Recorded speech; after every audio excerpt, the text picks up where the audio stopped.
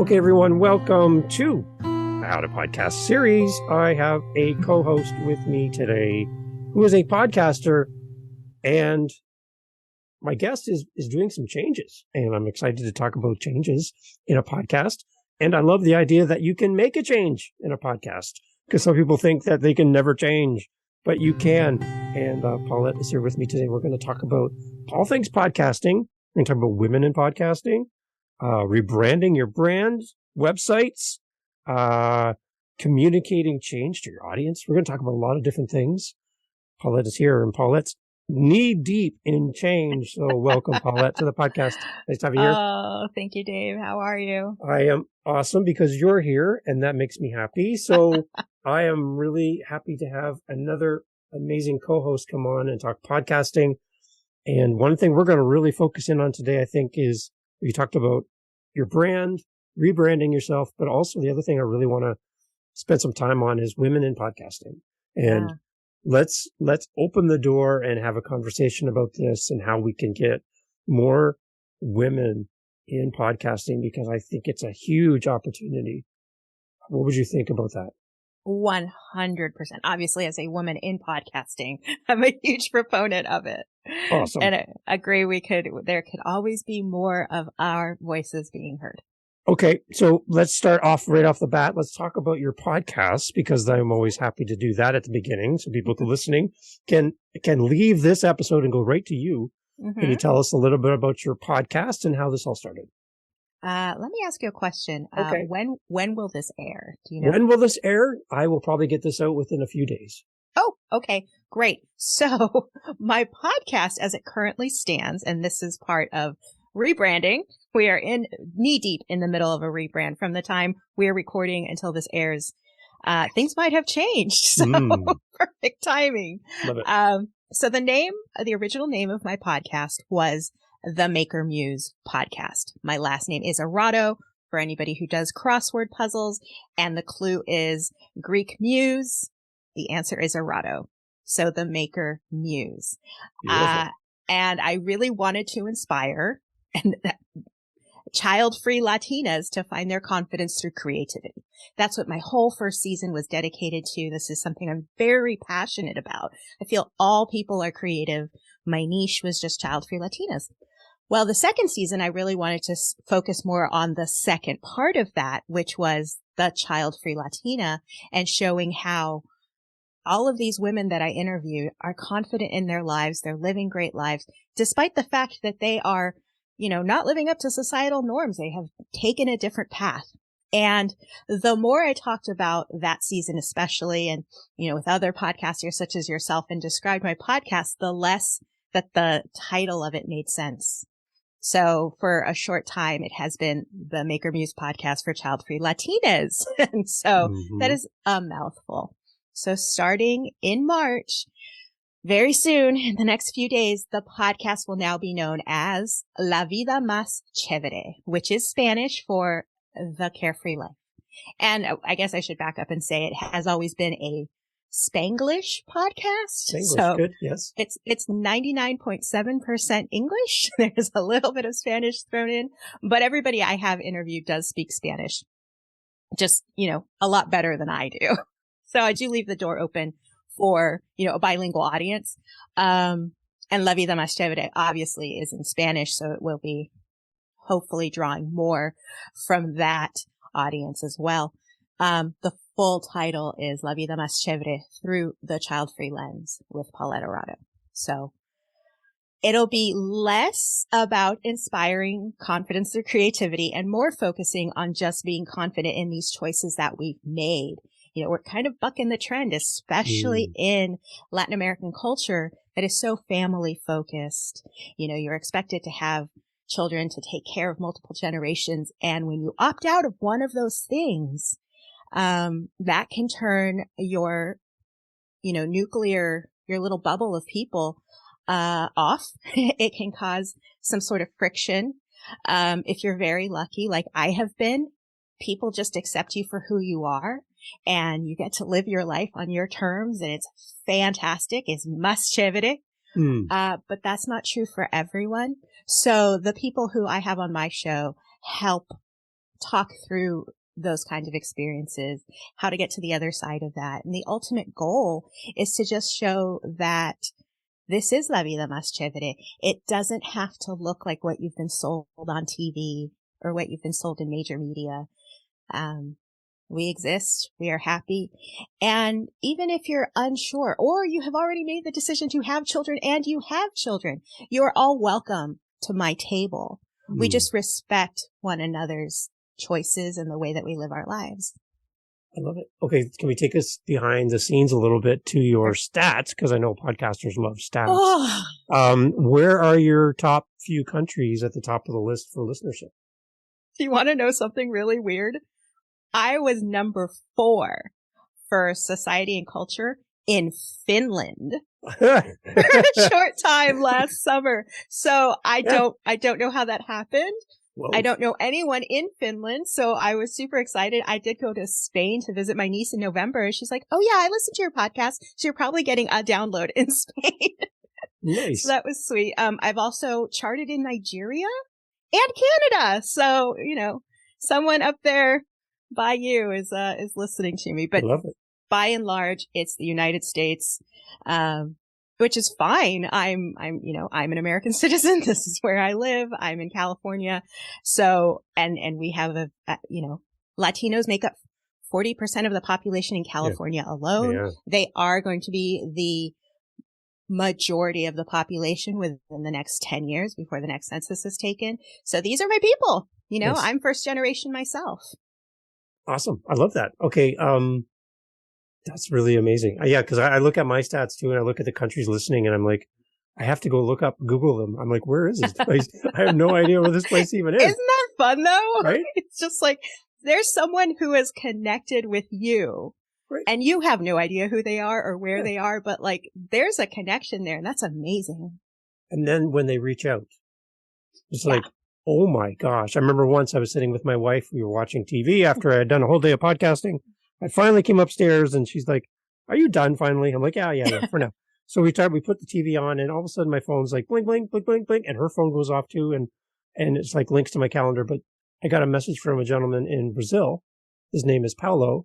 And he said, "David, I listened to your podcast. I'm going to create a podcast to teach students how to speak English. Thank you for your podcast. I'm going to do this because you said I could." And I'm like, what? Like, that's amazing. You gave me the courage to start. And I'm like, I played it like 4 times for my wife. I'm like, this is from Brazil. Do you get this? We're in Canada. That is right? Awesome. And I love it when people reach out and leave you a message or something. So yeah. Have you had any stories like that where somebody's done something to say thanks or anything like that? It's very interesting. So, like I said, I live in Los Angeles, and, I have a group of friends here where I live. And one of the most avid listeners to the podcast is my friend Kyle, who is neither Latina nor childfree, has a daughter. But he just loves to give me feedback after he listens to each episode.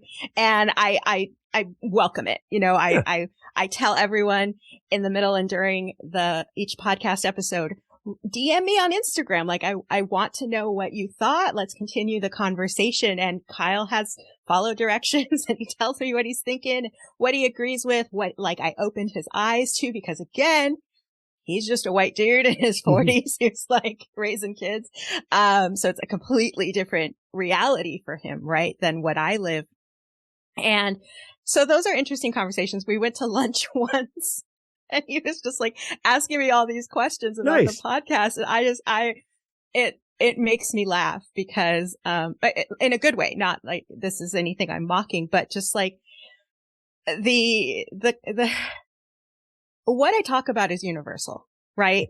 I put it through the lens of my own experiences as a child-free Latina, but it's something everyone can relate to. And I think that that's really powerful. Really powerful. And I just package it in such a way that, makes sense to me. And it's found an audience, even if it wasn't exactly the intended audience. I think that's great. I love it. And to sit down and have a meal with a listener. Wow. Like, that's amazing. Right. Well, and also that your friends support you, right? Yeah. Because sometimes your friends are like, okay, Yeah. nice. But yeah, to sit down and actually break bread and, for me, when I travel, especially having a meal or, experiencing culture through food and drink is my favorite thing. Love Like it. that's how I feel you really get to learn about another culture. And I love to eat. So yeah, when we got to sit down and we were eating fried chicken sandwiches, which are a nice staple in LA, we were having a good time and it was so nice for someone who's, outside of my immediate bubble of family to really be interested in what it is I'm doing. Okay. A question for you. Mm-hmm. Why do you podcast? I don't know if you could tell, but I really like to talk. And way back in 2020, when suddenly you couldn't go anywhere, it was really hard to be an extrovert locked inside a cage. I mean, I really related to those tigers in the Tiger King show. Just like, I'm bouncing off the damn walls.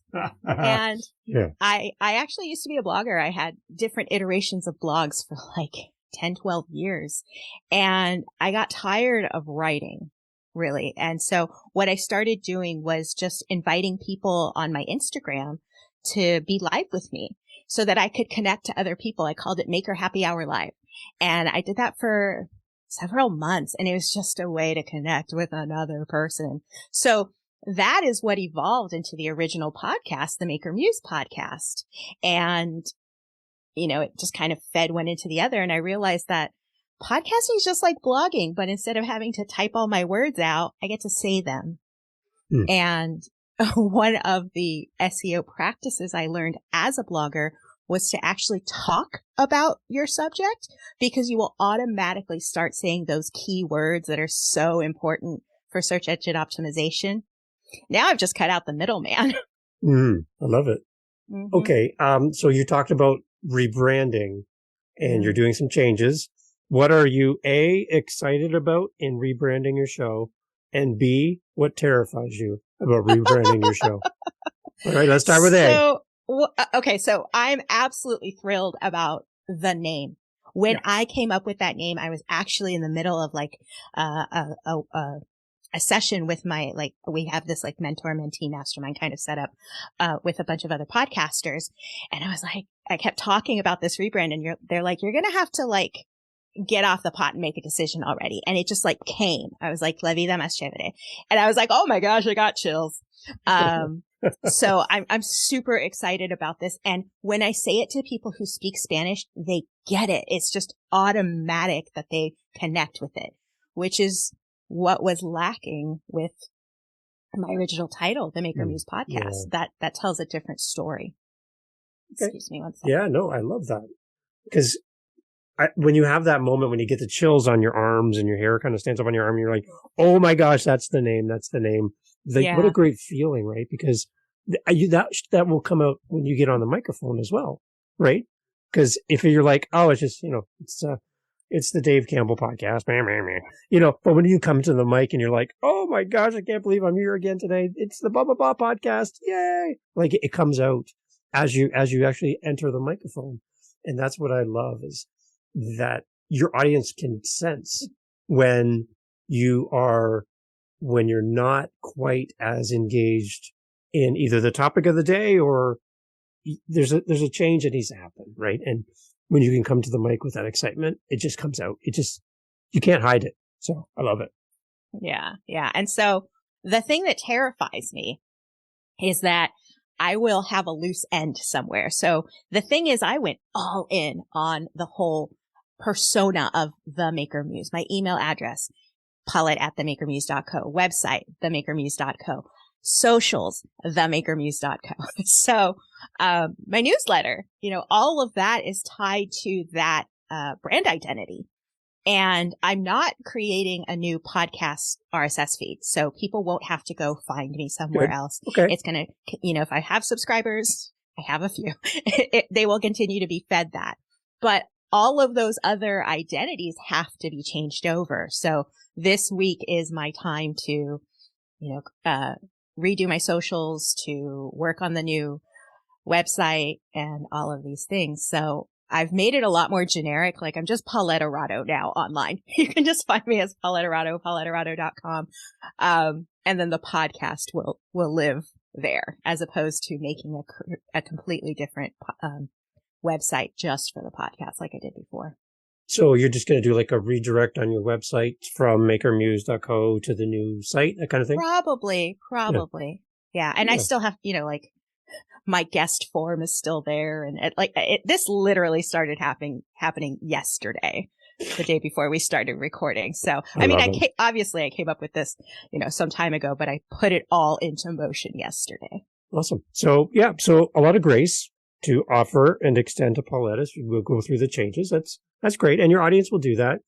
For people who are listening and they're like, wait a minute, I can change my podcast, Paulette? Like the RSS feed, let me get a little nerdy, I guess, for a second. The only thing that you really, I guess, if you look back at your past episodes, is any mention you make in previous episodes about your former website and all of that, that lives in your content. Very hard to take those pieces out and all that. But I think your audience will be fine with the change, right?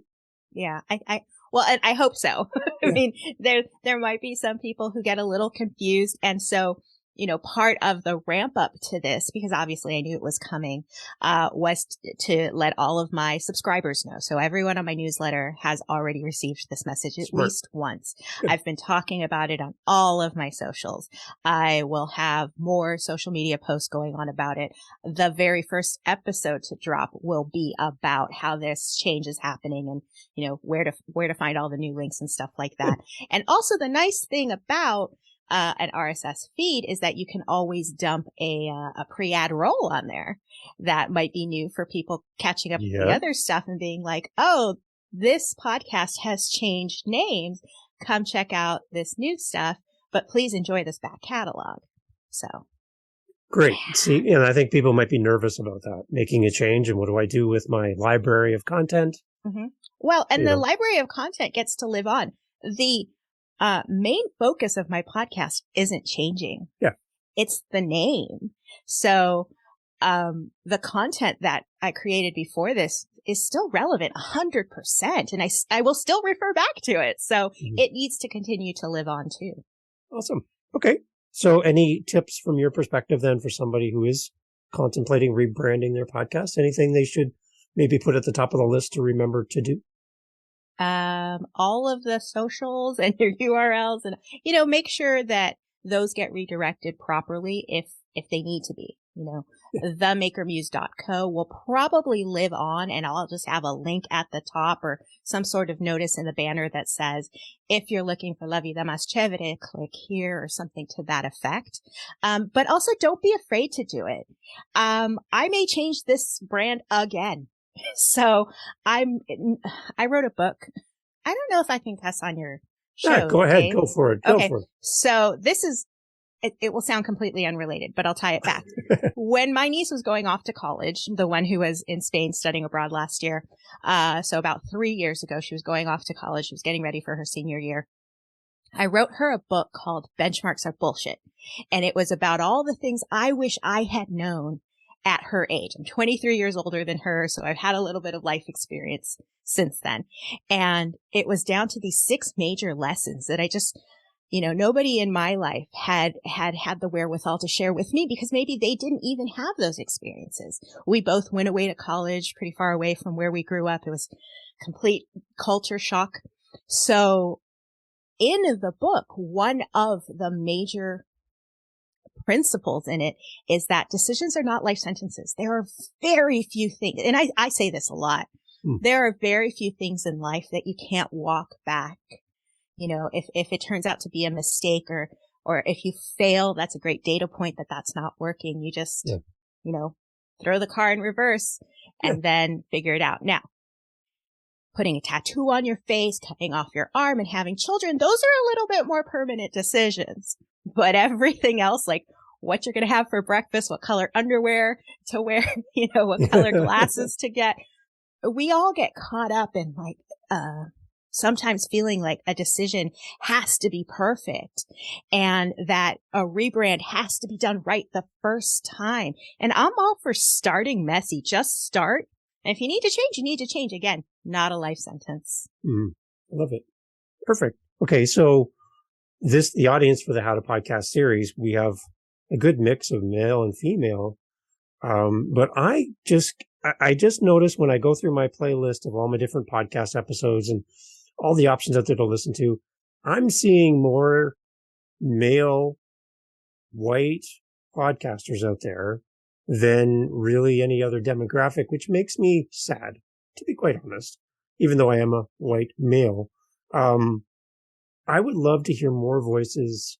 I would love to hear more people come to the mic, and specifically women, to come and share. I talked to you before we hit record.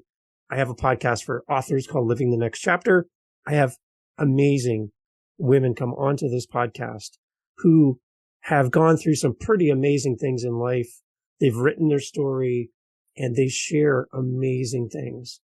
And I'm like, oh, if you had a podcast, you would have an audience so quick, right? And there's just this hesitation sometimes from some of the women that I interact with that, well, I don't know if I could do a podcast. And it makes me sad because, again, they have a message that could help somebody. Mm-hmm. Your thoughts around women in podcasting and how can we get more women to be interested in having a podcast and sharing their message with the world?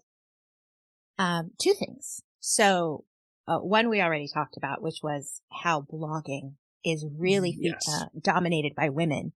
And it's so easy to translate your blogging skills into speaking podcasting skills. It's the same principles apply, the same, everything's the same. You just get to talk your blog instead of writing it. And it also opens the door to more connections because interviewing on your podcast is a really great way to kind of shake up your format, let's say. And we don't necessarily do that as much as bloggers. It becomes more of like a magazine profile when you take that transcript and turn it into a blog post. That's the other thing. You are speaking into a mic and then everything you say, that transcript, you transform that into a blog post. So you're getting SEO in two directions, which is what all bloggers really want, more eyes on their stuff. So that's one. I would say if anybody's ever been interested in starting a blog or any bloggers out there, a podcast is just the next level of it. It's a natural evolution, shall we say.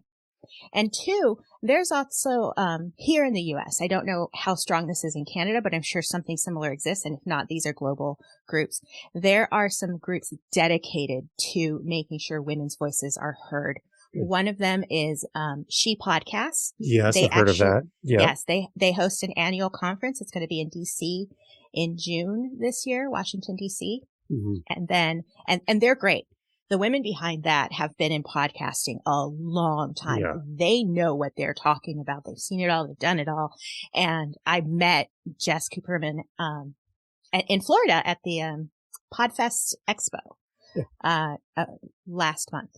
And my God, I love this woman. I love this woman so much. She's so freaking cool. And then there's also women of color podcasters, which, is a different demographic, but still trying to elevate the voices of women, especially women of color, because, I'm both, right? Obviously, as a Latina woman, but, again, with my audience, it's like we're fighting so many fights on so many fronts. Sometimes it feels like we're just destined to be in the back of the room, like the least visible. So I'm really glad for groups like that. And then for just people of color in general, there's the BIPOC podcast creators group also on Facebook. And I believe that has probably given me specifically the most confidence to continue doing this because it's all people who look like me. Yeah. And who maybe sound like me or don't look anything like me, but we have some shared experiences in trying to push these rocks up hills and, so we can commiserate with one another and we can empathize with one another. So those are three groups that exist on Facebook and then have their own websites and stuff that I would suggest that people go looking at because I agree with you. There needs to be more women out here doing this. And it's not hard. It's a process. It's a process. You know, you need some sort of microphone and some sort of recording device, but just about everybody has a phone in their pocket that is capable of recording from an earbud. Yeah. So, you know, the barrier of entry is a lot lower than I think people recognize. Yeah. And then just about the podcast community in general, how do you feel welcomed as a podcaster? So, yes, I absolutely do. Good. I went to Podcast Evolution's movement for the first time ever in March of 2022, and I had literally just launched. There were 4 episodes out, 1 more ready to drop, and I didn't know anything. Also, that's a more industry-focused podcast as opposed to an independent podcasters conference. And I didn't know that either, but it was in LA, so I had no reason not to go. And so many people welcomed me. They're like, "Oh, you're a newbie. Like, how can we help you?" And that is, I don't know what kind of better reception you could ask for than that. Also, I'm a hyper extrovert, so I have no problem talking to strangers, but, I was like, okay, cool. So where are all the Latinos at? And I found all 17 of us. That's how many there were. That's how many I was able to identify. I'm sure there was more that I missed, but you know, I just started networking and falling into this great pattern of like, you know, I think also the great thing is that so many people approach me with, how can I help you level up? And now that I have a year's worth of experience under my belt, I so want to give that back. So I'm going back to the event this year. It's in Vegas. And so I'm just looking forward to more connection like that. I think the podcasting people I have met are freaking fabulous. Any tips for people attending their first podcast convention meeting thing? Anything to prepare? Any way to come to it? Yeah. Pack snacks, because what I've learned is a lot of post-COVID food's very expensive, so they don't offer it. I used to do that for a living, conferences, so I was very surprised when there was no food and beverage. Pack snacks. Also, there's always going to be like conflicts in the schedule, and you might get caught up in being like, oh, I want to go to this, I want to go to that. Stay flexible with that, because a lot of what you're going to learn is going to be on the floor talking with other people. Nice. It's go with the intent to make connections, to meet people. And it doesn't matter who. It doesn't matter who you meet, because last year I was a baby newbie podcaster who didn't know anything, and I just wanted to talk to people. I didn't know if they were like the president of Squadcast or, you know, some lowly indie podcaster like me, but just everybody is a connection point, maybe to someone else who you want to talk to or later interview. Yeah. It's more about not being afraid to just put yourself out there and talk to people, whoever they might be. I love it. It's great. Okay. So, wow, there's so much great stuff already. So yeah, for the audience, for How to Podcast series, again, we really focus in on encouraging people to share their voice, to get past all the technology and everything and their fear, and really get their voice out there. From your perspective, is there something that a new podcaster should really consider before they jump in? Is there anything that they should really kind of think about, or maybe make notes of their commitment to this gift of podcasting? Just kind of get your feedback on those new people who are listening to us right now. They don't have a show, but they're really curious. What would you say to them? Do not be afraid to start. Okay. Just start. It's kind of like swimming. It's one of those things that you have to learn by doing. You can read up on podcasting as much as you want. You can watch all the YouTube videos, but until there's a microphone in front of your mouth, until you jump into that pool, you don't know how to move your limbs, how to, you know, hold your breath properly. And it's the same thing with navigating the microphone. You're going to learn all about editing, all about leveling, but the nice thing is that there are products out there that are free that'll do it all for you. So, you know, there's no excuse not to. When I started, I used, someone suggested a condenser mic, which it turns out will pick up audio from like the bus across the street, which is like 30 feet away and 5 stories down. So I was like, okay, what's a better dynamic mic? But these are just things you learn by doing. If you've done the research, then you already know. You already know that a dynamic mic might work better in your studio. Like I'm just in an open den.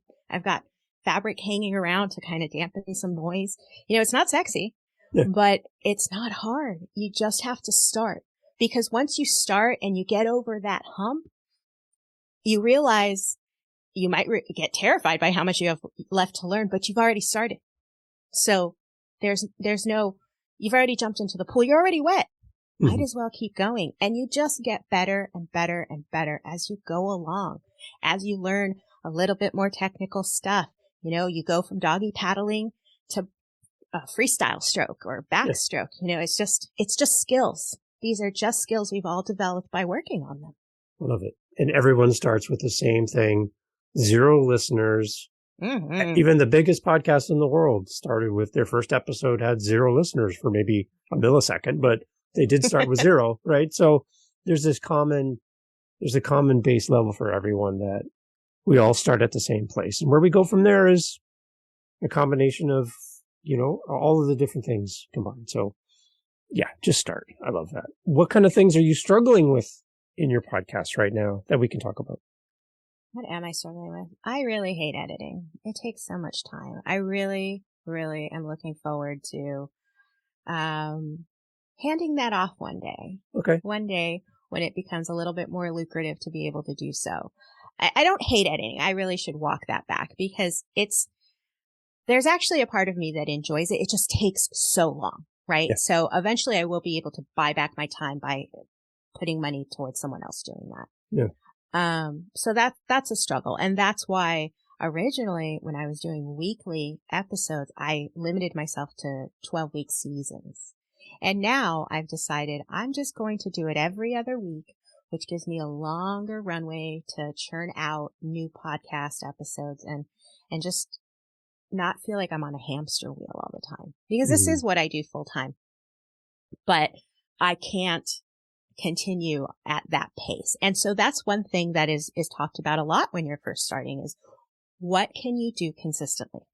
I can put out a podcast every other week, or I can put out an episode every other week and know that that will still allow me time to put out great social media content, to, make sure the blog post and transcript read properly, and all the other things that then come after you hit publish. Mm-hmm.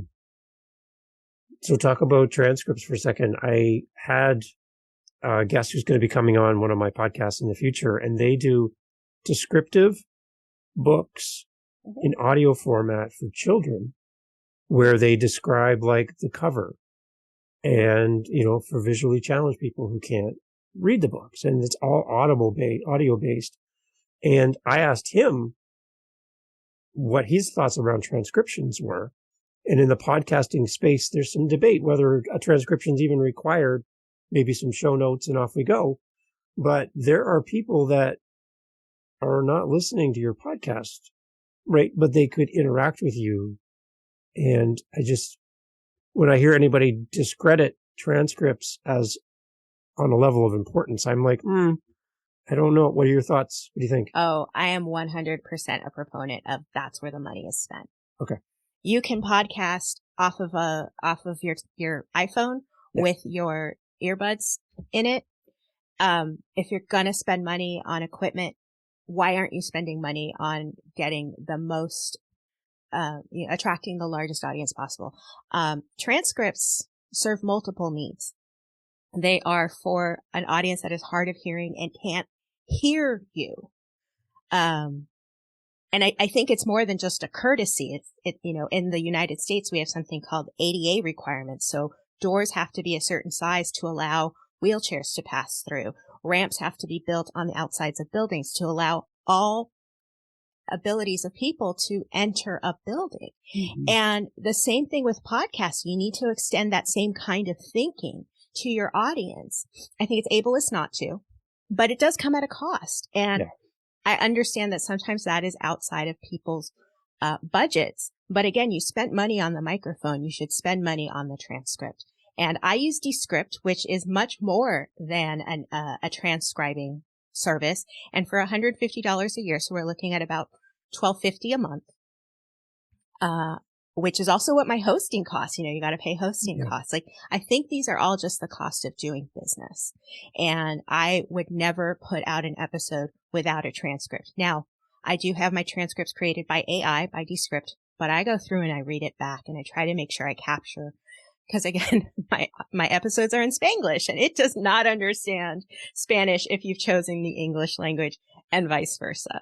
So, I do have to do a little bit of work. It is extra work. Yes, I'm not going to lie. It does take time, but it's worth it because not only, like I said, it serves multiple purposes. It's not just for the audience that's hard of hearing. I go back and look at my transcripts all the time to find out what I said.